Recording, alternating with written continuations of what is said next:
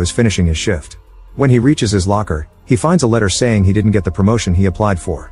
As he furiously crumples the paper, the supervisor comes by to ask Joe to cover the night shift because the night guard is sick. At first Joe wants to say no but ends up accepting when he notices his crush Ellen will be tonight's trolley girl. After the train takes off, Joe begins inspecting all the passengers' tickets. Most of them take it well and show it to him, but many passengers get annoyed and treat Joe poorly for doing his job. A woman drops her cane and when Joe helps her, he gets startled by a sudden growl, but it's just the lady's dog. Kate claims she lost her ticket and gets angry when Joe makes her pay the fine. In a corner, Billy changes into more comfortable clothes. Joe sees that the bathroom door has a sign that says out of order and there's water coming out from it.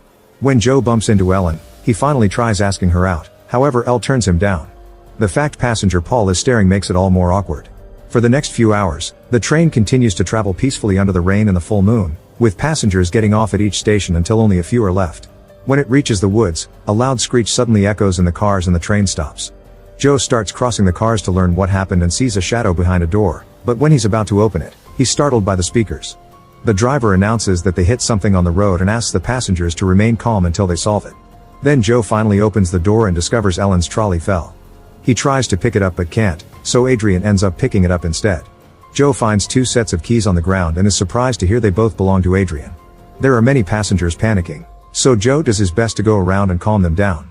He also tries contacting the driver Tony on the radio but he doesn't answer, so instead he uses the speakers to ask the passengers to be patient. Meanwhile Tony has left the train to check what happened and discovers they hit a deer, which is now stuck in the wheels. He tries to pull it out but he isn't strong enough.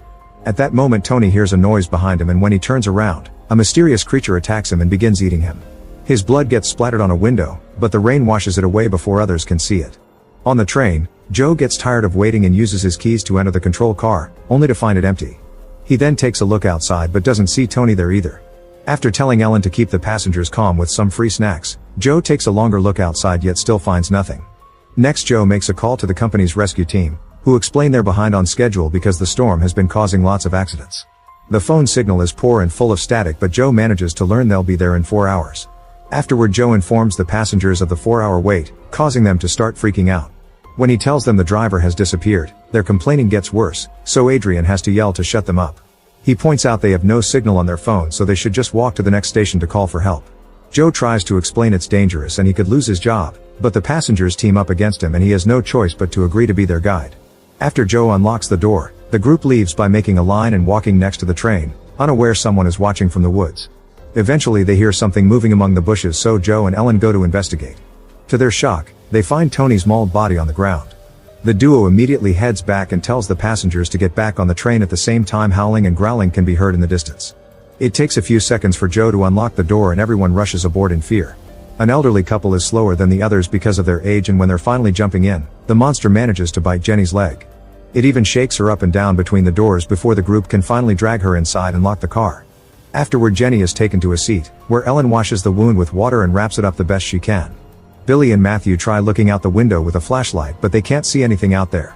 When Joe checks the door to be sure it's properly locked, the monster pounds on the train car and growls, so the group decides to be as quiet as possible. They can hear the creature's claws scratching the car and the group waits until the howling is heard far from the train to speak again. Then Joe goes to the control car to try using the train phone, but there's no signal. At that moment Billy joins him and reveals he's an engineering student. By taking a look at the controls, he can tell there's a fuel leak that caused the line to split when the train crashed. If they don't fix that, they'll never be able to move.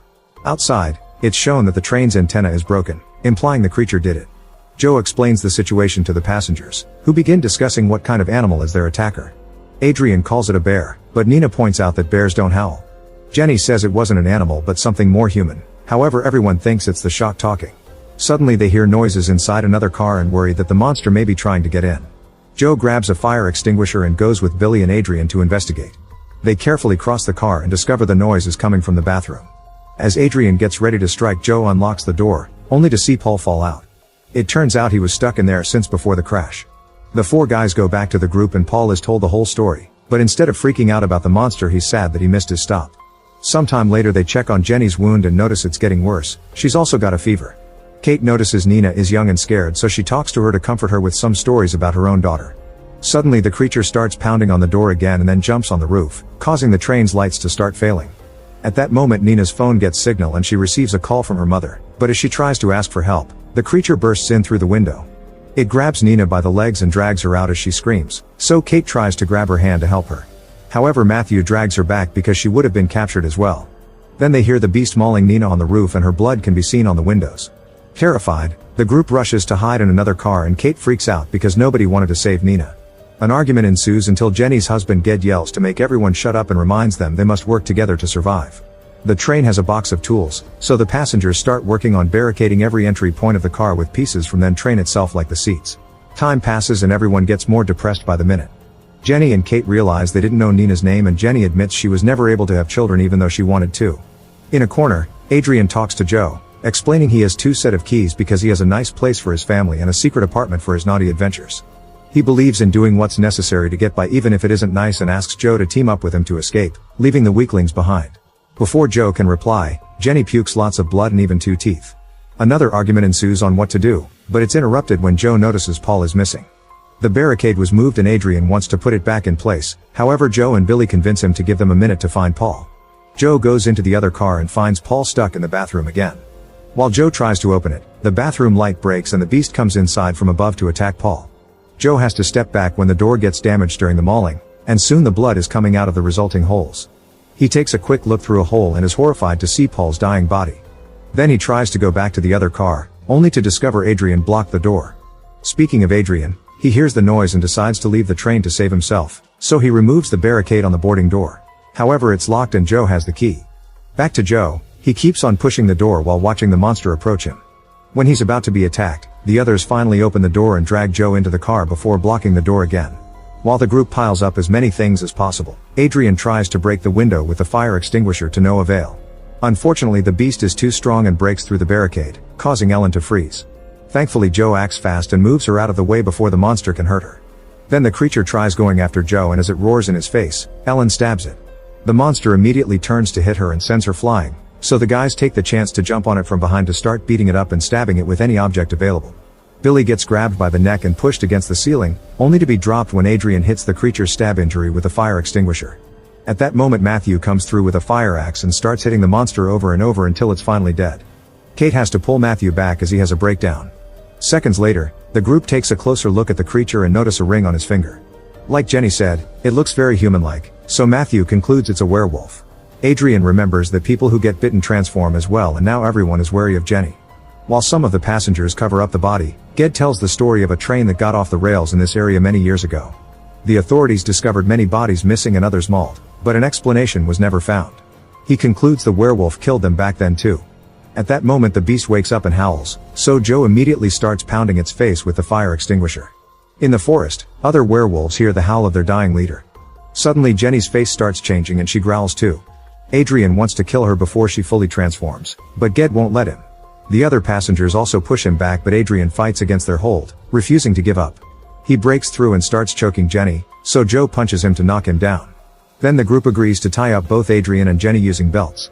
Afterward they decide on a plan. Billy will try to fix the train and teaches Ellen what buttons to press to get them out of there as soon as the train reacts. Joe makes a speech through the speaker, trying to keep everyone's hopes up. Matthew and Billy get off the train and quickly find the leak. While Billy gets under the train to fix it, Matthew keeps watch. Inside, Kate reveals she and Adrian had a dirty night together some time ago, but Adrian doesn't bother to remember any of his one-night stands. Jenny starts having trouble breathing, and Adrian insists they should do something before it's too late. At that moment Matthew hears a noise in the forest and goes to investigate, leaving Billy without light. In the forest, Matthew can hear Nina crying for help and follows her voice, only to find her body on top of a tree being devoured by a werewolf. Terrified, Matthew tries running away, however the werewolves soon surround him. He tries defending himself with his axe to no avail and the werewolves jump on him to eat him alive. In the train, everyone hears Matthew's screams as he dies, followed by a loud howl. Jenny freezes and Adrian keeps asking Kate to kill her. Billy finally fixes the train and the lights comes back, thus Joe and Ellen try to figure out the controls. Soon the werewolves approach the train, so Billy grabs the car and lifts his body to hide until the monsters go away. Unfortunately they appear at the front window and startled Ellen and Joe, who finally activate the train. Billy has to hold on the car again not to be left behind. Suddenly Jenny finishes transforming, so Kate rushes to release Adrian before Jenny breaks free with her new strength. Adrian tries to help Ged only for Jenny to knock him down. At that moment another werewolf appears at the door and grabs Kate, who cries for help. However Adrian kicks her to push her and the werewolf off the train. The train speeds away and Kate is left behind, quickly becoming werewolf food. As Ged tries to make his wife see reason, Adrian tries to fight Jenny again, hitting her with a wrench. Furious, Ged punches him back before he could kill her. Then Jenny jumps on her husband and bites his neck, causing his blood to rain. While Jenny tries to go after Adrian, Billy struggles to hold on and accidentally breaks the repairs he did, causing the train to stop again. Joe and Ellen rush out of the control car and stab Jenny right before she can kill Adrian. Then an angry Joe jumps on Adrian to beat him up, but Ellen stops him. The werewolves use the chance to enter the train, so Joe and Ellen rush to lock the door. Adrian realizes he'd have a better chance to escape if one person stays behind his bait, thus he knocks down Joe. It's not enough to leave him unconscious and Joe immediately retaliates, triggering a fight. While the men struggle on the ground, Ellen grabs a piece of sharp metal and cuts Adrian until he lets go of Joe. While Ellen takes care of her friend, Adrian blocks the way and grabs the keys from the door before jumping out of the train. The werewolves quickly surround the duo, but before they can attack, Billy appears with a Molotov bomb ready. He throws it at one of the werewolves, causing it to burn and starting a fire. Then he lights up a torch and scares the other monsters into stepping back into the other car while giving Joe and Ellen a crowbar. This allows the duo to force the door open and jump out of the train while Billy gets captured and killed too. As Ellen and Joe run through the forest, they can hear the werewolves coming after them. Deciding it's too late, Joe kisses Ellen before telling her to go because he'll stay behind as a distraction. Crying, Ellen finds a path to run away while Joe starts fighting the werewolves with a piece of metal, managing to stab one of them. No matter how hard he fights though, the werewolves overpower him and he ends up getting bitten. Moments later, Ellen makes it to the next train station with Joe's name tag in hand. Meanwhile, Adrian continues to run through and find some clothes in the ground.